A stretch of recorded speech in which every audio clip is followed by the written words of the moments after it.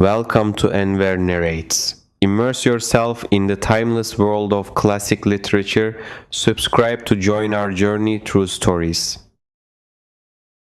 Chapter 1. It is a truth universally acknowledged that a single man in possession of a good fortune must be in want of a wife. However little known the feelings or views of such a man may be when he first enters a neighborhood, this truth is so firmly fixed in the minds of the surrounding families that he is considered the rightful property of one or another of their daughters. "My dear Mr. Bennet," said his lady to him one day, "have you heard that Netherfield Park is finally let?" Mr. Bennet replied that he had not. "But it is," returned she, "for Mrs. Long has just been here, and she told me all about it." Mr. Bennet made no answer. "Do you not want to know who has taken it?" cried his wife impatiently. "You want to tell me, and I have no objection to hearing it." This was invitation enough. "Well, my dear, you must know, Mrs. Long says that Netherfield is taken by a young man of large fortune from the north of England, that he came down on Sunday in a chaise and four to see the place, and was so delighted with it that he agreed with Mr.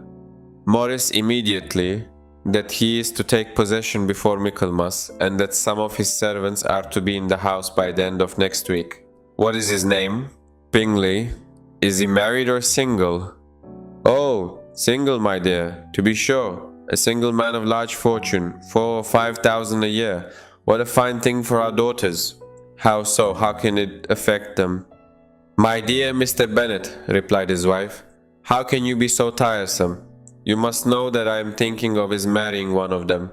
"Is that his design in settling here?" "Design? Nonsense. How can you talk so? But it is very likely that he may fall in love with one of them, and therefore you must visit him as soon as he comes." "There is no occasion for that. You and the girls may go, or you may send them by themselves, which perhaps will be still better, for as you are as handsome as any of them, Mr. Bingley might like you the best of the party." "My dear, you flatter me. I certainly have had my share of beauty, but I do not pretend to be anything extraordinary now. When a woman has 5 grown-up daughters, she ought to give over thinking of her own beauty. In such cases, a woman has not often much beauty to think of. But, my dear, you must indeed go and see Mr. Bingley when he comes into the neighborhood. It is more than I engage for, I assure you." Pride and Prejudice. I hope you will do no such thing.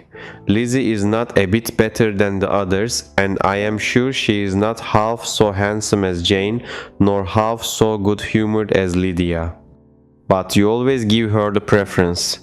They have none of them much to recommend them, replied Mr. Bennet. They are all silly and ignorant like other girls, but Lizzie has something more of quickness than her sisters. Mr. Bennet, how can you abuse your own children in such a way? You take delight in vexing me. You have no compassion on my poor nerves.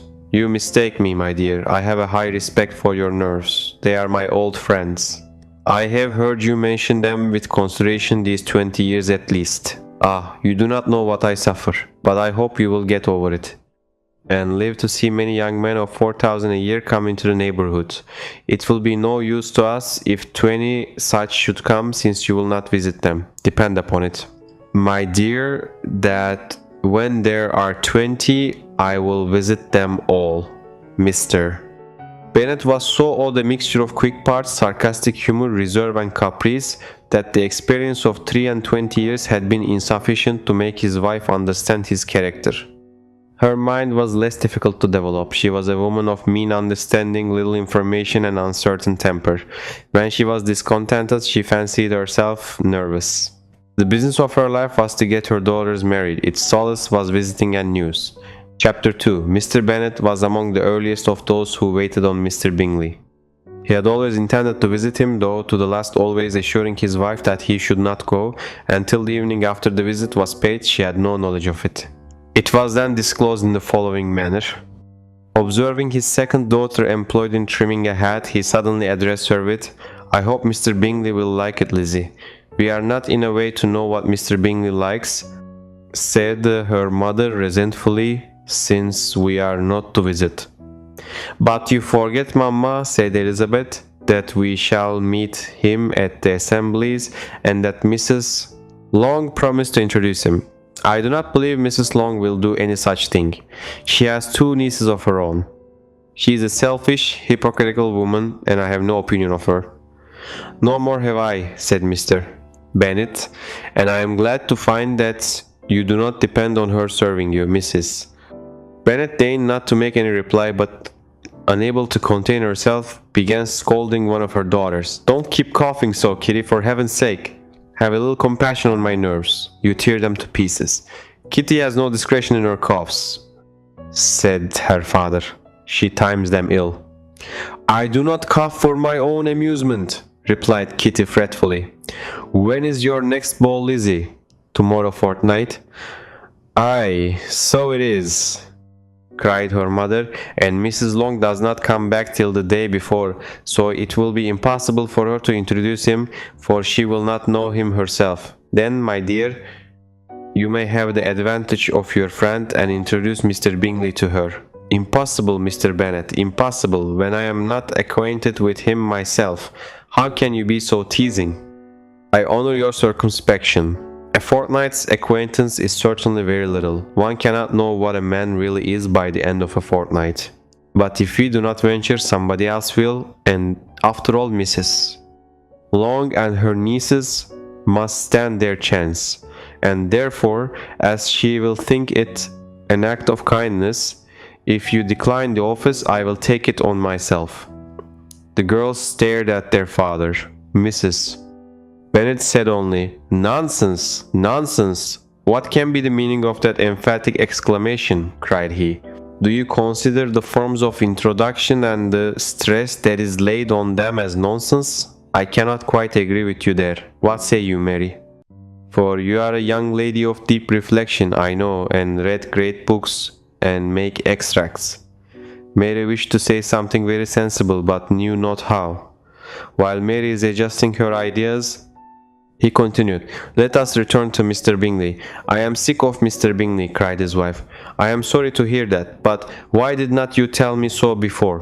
If I had known as much this morning, I certainly would not have called on him." "It is very unlucky, but as I have actually paid the visit, we cannot escape the acquaintance now." The astonishment of the ladies was just what he wished, that of Mrs. Bennet perhaps surpassing the rest. Though when the first tumult of joy was over, she began to declare that it was what she had expected all the while. "How good it was in you, my dear Mr. Bennet! But I knew I should persuade you at last. I was sure you loved your girls too well to neglect such an acquaintance. Well, how delighted I am! And it is such a good joke, too, that you went this morning and never said a word about it till now." "Now, Kitty, you may cough as much as you choose," said Mr. Bennet, and as he spoke he left the room, fatigued with the raptures of his wife. "What an excellent father you have, girls," said she, when the door was shut. "I do not know how you will ever make him amends for his kindness, or me either, for that matter. At our time of life it is not so pleasant, I can tell you, to be making new acquaintances every day, but for your sakes we would do anything. Lydia, my love, though you are the youngest, I dare say Mr. Bingley will dance with you at the next ball." "Oh," said Lydia stoutly, "I am not afraid, for though I am the youngest, I am the tallest." The rest of the evening was spent in conjecturing how soon he would return Mr. Bennet's visit, and determining when they should ask him to dinner. Mr. Bingley soon made himself known to all the leading people in the room. He was lively and cordial, participated in every dance, and, irritated that the ball ended so early, promised to hold one himself at Netherfield. Such affable behavior gave a very favorable impression. How different from his friend! Mr. Darcy danced only once with Mrs. Hurst and once with Miss Bingley. He refused to be introduced to any other lady, and spent the rest of the evening walking about the room, occasionally talking with someone from his own party. Opinions about his character were quickly formed. The proudest, most disagreeable man in the world, everyone wished he would not come there again. Mrs. Bennet was among the most vehement in her dislike. The man's general demeanour, combined with his slighting one of her daughters, turned her displeasure into anger. Mrs. Bennet pressed her husband for details about Mr. Bingley but could only get second-hand information from Lady Lucas. Bingley was reported as young, handsome, agreeable, and planning to attend the first ball with a large party, giving Mrs. Bennet hope for a good match for Jane. Bingley visited Mr. Bennet briefly, but the daughters only glimpsed him from a window. A planned dinner invitation was postponed because he had to go into town, which worried Mrs. Bennet, though Lady Lucas reassured her he merely brought friends for the ball. At the ball, Bingley was lively, polite, and attentive, quickly winning admiration. His friend Mr. Darcy, tall and fine-looking, drew attention too, but his proud, aloof manner made him appear disagreeable, and everyone, especially Mrs. Bennet, disliked him. Elizabeth had to sit out some dances due to lack of partners, and she overheard Bingley urging Darcy to dance. Bingley danced twice with Jane, delighting Mrs. Bennet, while Darcy remained distant. The evening left Mrs. Bennet pleased with her daughter's success, especially Jane, while Elizabeth was less impressed by Darcy's behavior. Overall, Bingley's charm and Darcy's pride set the tone for future social dynamics. Thank you for listening to this timeless tale on Enver Narrates. If you enjoyed this journey, please like the video and subscribe for more classic stories. Until next time, keep the stories alive.